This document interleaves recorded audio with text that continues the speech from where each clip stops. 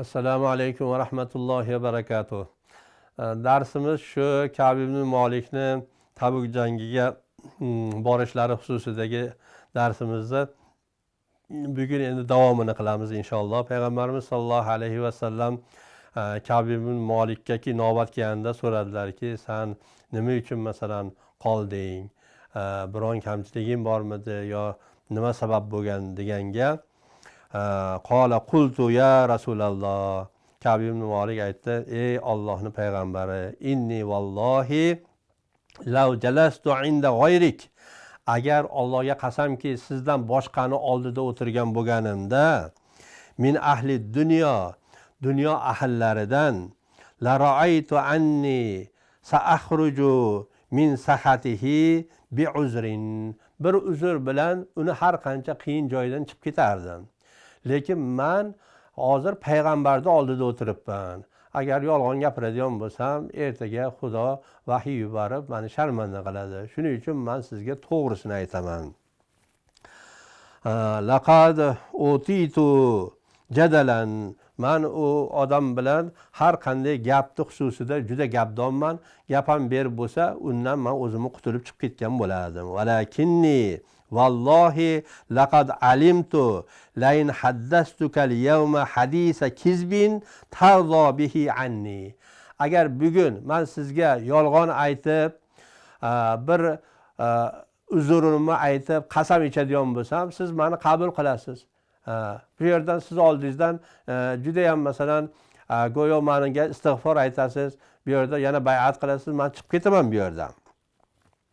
Liyushikannallohu yashatuka alayya va in haddastuka hadisa sidqin tajidu alayya fihi inni la arju fihi uqballohi azza va jalla.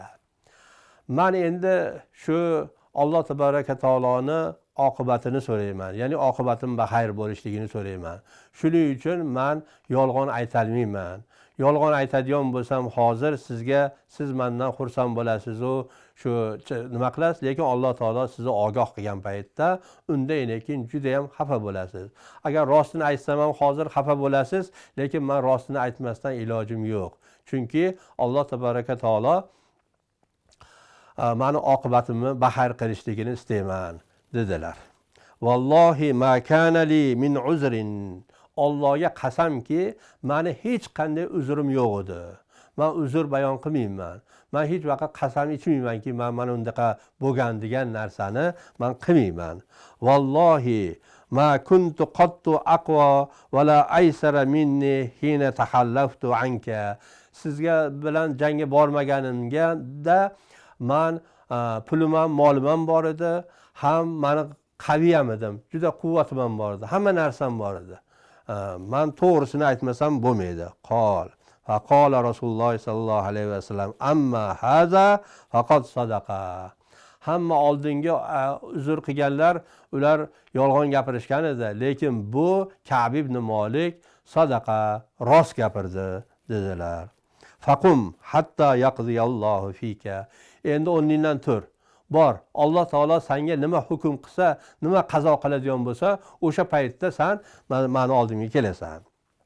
Hasara rijalun min bani salamata fattabi'uni.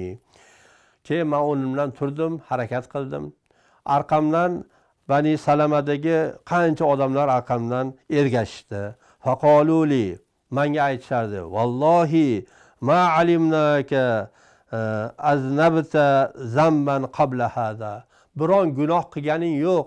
Sen shu Tabukka bormading. Boshqa vaqtida doiman islomda avval eding. Hech gunohing yo'q edi. Nima uchun payg'ambarga sen uzr aytmading, boshqa qilmading, aytsang bo'lardi-ku deb meni masalan malomat qilishlikka turishdi. Laqad ajaztu fi illa takuna a'tazarta ila Rasulillahi sallallahu alayhi va sallama bima tazara bihil muhallafun. Faqad kana fika zambaka istaghfaru Rasulillahi sallallahu alayhi va sallam laka. Sen agar shu uzringni aytganingda boshqa uzr aytguvchilar aytganidek, payg'ambar sollallohu alayhi vasallam seni uzringni qabul qilib, seni gunohlaringga istig'for aytardilar. Shunda Alloh taolo seni gunohlaringni kechirardi. Nima uchun bu ishni qilmading deb meni shu malomat qilishlikka turishdi. Vallohi ma zalu yuvannibuni hatta aradtu an arji'a ila Rasululloh sallallohu alayhi vasallam fa ukazzibu nafsi. Hatto men shunaqa holatim bo'ldiki, borib aytay, men yolg'on gapirdim ya Rasululloh deb shu aytgan gaplarimni yolg'onga chiqarmoqchi ham bo'ldim. Summa qultu lahum hal laqiya hada ma'iya min ahadin. Menga o'xshagan biror odam ham kelib payg'ambar sollallohu alayhi vasallamga to'g'risini aytdimi? Shu menga o'xshagan dedim. Qalu na'am. Ha, senga o'xshagan ikki kishi kelgan edi deydi. Laqiyahu ma'aka rajulani qala misla ma qulta. Senga nima degan bo'lsalar payg'ambarimiz ularga ham shuni aytdilar. Qila lahuma mislu ma qila lak. Qal qultu man huma. U kim edi o'sha ikki kishi ki uzr aytmasdan masalan to'g'risini aytgan odam ikkalasi kim edi deb so'radim. So'rasam qalu aytishdilarki Murorat ibn Rabi'il Amriyo va Hilal ibn Umayyah al-Waqifi deyishdilar. Qala fazakaru li rajulaini solihaini qad shahida badran fihima uswatun. Ikkita odamni aytishdiki, bu ikkala odam juda ham solih odam edi.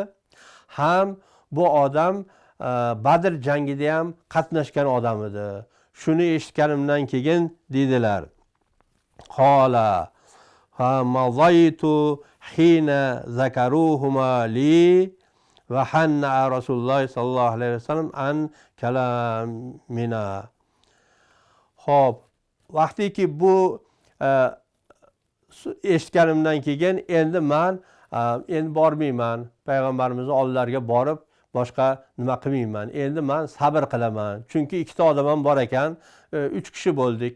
Endi 3 kishi biz to'g'ri gapni gapirdik.